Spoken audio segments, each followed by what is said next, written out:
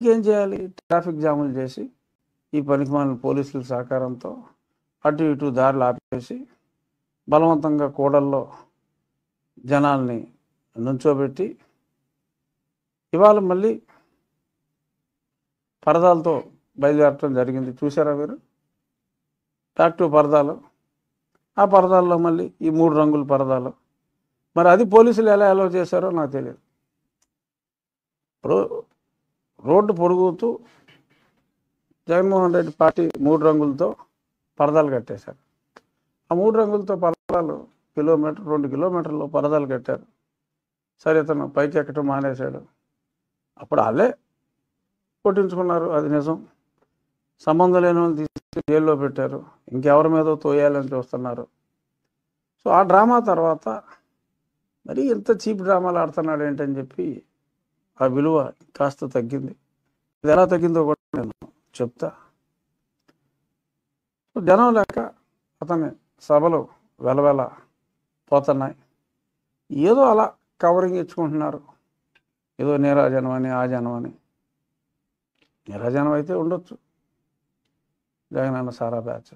But ఎక్కడా కూడా మీకు సభలాగా పెట్టి బలవంతంగా మహిళల్ని వాళ్ళని వీళ్ళని తీసుకొచ్చిన దగ్గర కొద్దిపాటి మహిళలు కనపడుతున్నారు.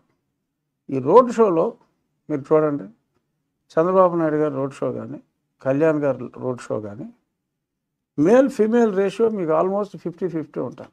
If not 50-50, 55-40. మన పాలకొల్ల సభలో చూసాం, విపరీతంగా ఉన్నారు లేడీస్.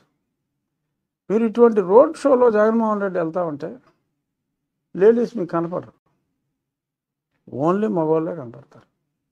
ఎందుకు అంటే స్వచ్ఛందంగా ఎవరో రావట్లా.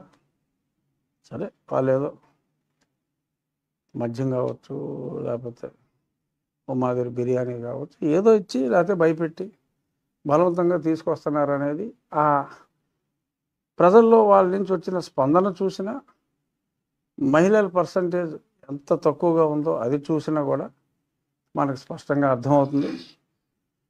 మొన్నటి వరకు సరే, ఇది చట్ట మార్కెట్ అనేది